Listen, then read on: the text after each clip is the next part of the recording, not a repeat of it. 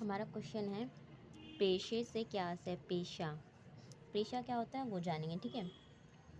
पेशा वह काम होता है जिसे कोई व्यक्ति रोजगार कमाने और अपनी ज़रूरत पूरी करने के लिए करता है।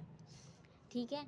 मतलब वह काम जो कोई व्यक्ति अपना रोजगार कमाने और ज़रूरतें पूरी करने के लिए करता है। हर व्यक्ति अपनी योग्यता के अनुसार कोई ना कोई काम चुनता है। कैसे? जैसे कोई शिक्षक बनता है, कोई डॉक्टर, नर्स, किसान, दुकानदार, दर्जी, मजदूर आदि। ठीक है, ये सब पेशा होता है। फिर ये वाला क्वेश्चन है प्रबंध के तत्व क्या हैं। तो प्रबंध के तत्व पूछे या प्रबंध के कार्य पूछे तो सेम ही है। नियोजन, संगठन, नियुक्तिकरण, निर्देशन, नियंत्रण। इम्पोर्टेंट है ये क्वेश्चन और ये वाला क्वेश्चन। ठीक है। और प्रबंध के कार्य, मैंने वही कहा प्रबंध के कार्य पूछे या तत्व पूछे। ये हमारा 10 नंबर वाला क्वेश्चन है, ये हमारा 2 नंबर वाला क्वेश्चन है। तो 2 नंबर के क्वेश्चन में बस नाम लिखना है और 10 नंबर के क्वेश्चन में प्रबंध के कार्य पूछा है। तो ये पाँचों जो है जो मैंने इसमें बताया सेम वही, ये 5 कार्य और इनकी फुल डिटेल। ये वाला क्वेश्चन मैं पहले एक वीडियो में बता चुकी हूँ। ठीक है, इसलिए वो नहीं बताऊँगी। अब अगला क्वेश्चन है प्रबंध के सिद्धांत किसे कहते हैं। ठीक है। तो प्रबंध के सिद्धांत फेयोल और टेलर के अनुसार, फेयोल और टेलर एक वैज्ञानिक थे तो उनका नाम है कि प्रबंध के सिद्धांत फेयोल और टेलर के अनुसार जो बताते हैं कि किसी भी संगठन में काम कैसे, मतलब प्रबंध के सिद्धांत क्या है, प्रबंध का मैनेजमेंट का सिद्धांत क्या है। ये है कि किसी काम को कैसे करना है, कैसे उसकी योजना बनानी है, कैसे मिलजुल कर सही तरीके से करना है, वही होता है। ठीक है। इसमें भी वही है कि किसी संगठन में काम कैसे योजना बनाकर करें, मिलजुल कर करें और प्रभावी तरीके से किया जाए। ठीक है। तो यही होता है प्रबंध के सिद्धांत। फिर अगला कार्य विधि, कार्य अध्ययन विधि क्या है। कार्य अध्ययन विधि, कार्य अध्ययन विधि यानी किसी काम को ध्यान से देखकर पता लगाना कि उसे सबसे आसान, तेज और सही तरीके से कैसे किया जाए। ठीक है, किसी भी काम को कैसे, मतलब बहुत आसानी से, तेजी से और सही तरीके से कैसे किया जाए। ठीक है।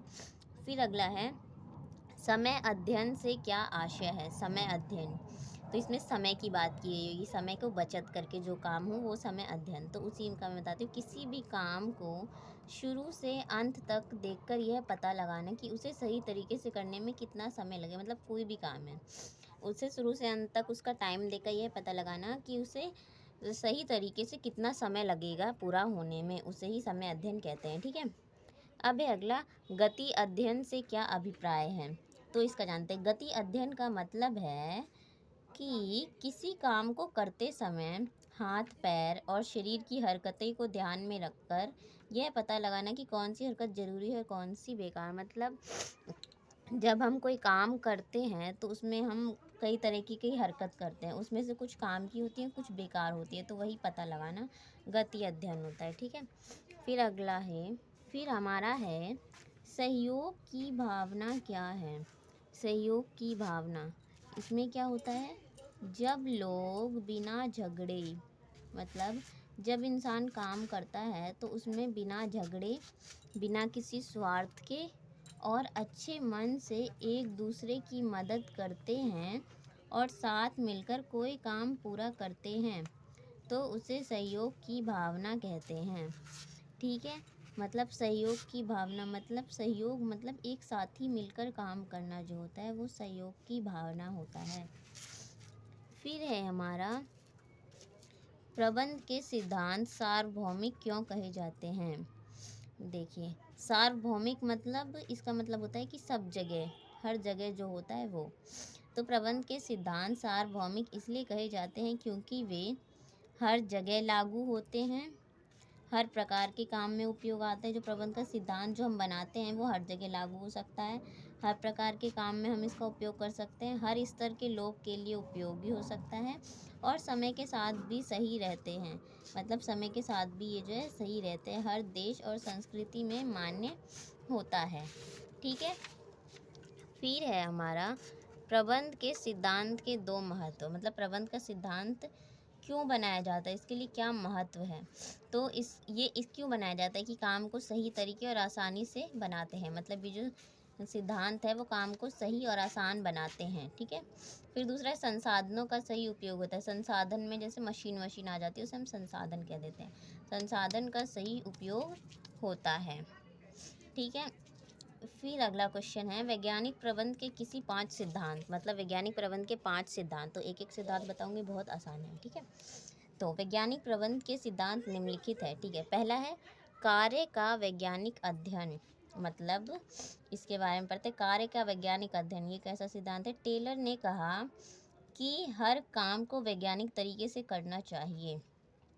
इसका मतलब है कि काम के लिए सबसे अच्छा तरीका ढूंढा जाए, समय मापा जाए और बेकार की मेहनत बचाई जाए। तो वही है कि मतलब कोई भी काम को सही तरीके से कम समय में और ज़्यादा मेहनत से बचाया जाए। उदाहरण के लिए कैसे कह सकते हैं, अगर मज़दूर ईंटें लगाता है तो यह देखा जाए कि किस तरीके से ज़्यादा ईंटें जल्दी और सही ढंग से लग सकती है, मतलब कम मेहनत में वो। फिर दूसरा पॉइंट हमारा आता है कर्मचारियों का वैज्ञानिक चयन और प्रशिक्षण, मतलब कर्मचारी काम करने के लिए वैज्ञानिक चयन और प्रशिक्षण, मतलब हर काम के लिए सबसे योग्य व्यक्ति चुना जाए, उसके अनुसार प्रशिक्षण दिया जाए ताकि वह काम आसानी और सही ढंग से हो सके। मतलब जैसे क्या कह सकते हैं, अगर कोई मशीन आई है तो उस मशीन को चलाने के लिए जो है वो अच्छा ट्रेनर होना चाहिए, जो जो जानता हो वो, ठीक है। तो वही बोला गया है कि कर्मचारियों का वैज्ञानिक चयन होना चाहिए, चुना जाना चाहिए, ठीक है। तो वही ये उदाहरण में देखते हैं, अगर कोई मशीन चलाना है तो उसे चलाने की पूरी ट्रेनिंग दी जाए, मतलब ट्रेनिंग पूरी दी जाए, बजाय यह सोचने की वह खुद सीख जाएगा, क्योंकि खुद सीखेगा तो मशीन में ही खराबी आ सकती है। फिर अगला पॉइंट है तीसरा, कार्य और जिम्मेदारी का स्पष्ट बंटवारा, मतलब काम और जो भी काम वाम है उसका बंटवारा होना चाहिए। जैसे प्रबंध और कर्मचारियों की जिम्मेदारियां अलग होती हैं, ठीक है, अलग होती हैं। प्रबंध जो है वो योजना बनाती है और कर्मचारियों को सही तरीके से काम करने के निर्देश देती है, ठीक है। इससे कोई उलझन या झगड़ा नहीं होता, ठीक है। उदाहरण में क्या है, प्रबंध तय करे कि मजदूर क्या करेगा और सुपरवाइजर उसकी मदद कैसे करेगा, ठीक है, ये होता है। फिर चौथा पॉइंट है सहयोग की भावना। सहयोग की भावना एक क्वेश्चन भी बताया था, प्रबंध और कर्मचारी साथ मिलकर काम करें, मिलजुल कर काम करें, उसे सहयोग की भावना कहते हैं। प्रबंधन केवल आदेश ना दे बल्कि कर्मचारियों की मदद करे, उनके साथ मिलकर काम करे, ठीक है। उदाहरण में अगर कोई नया तरीका अपनाने से काम जल्दी होगा तो प्रबंधन और कर्मचारी मिलकर उसे अपनाएं, ठीक है, चौथा पॉइंट। फिर है हमारा पांचवा पॉइंट, प्रोत्साहन और उचित इनाम।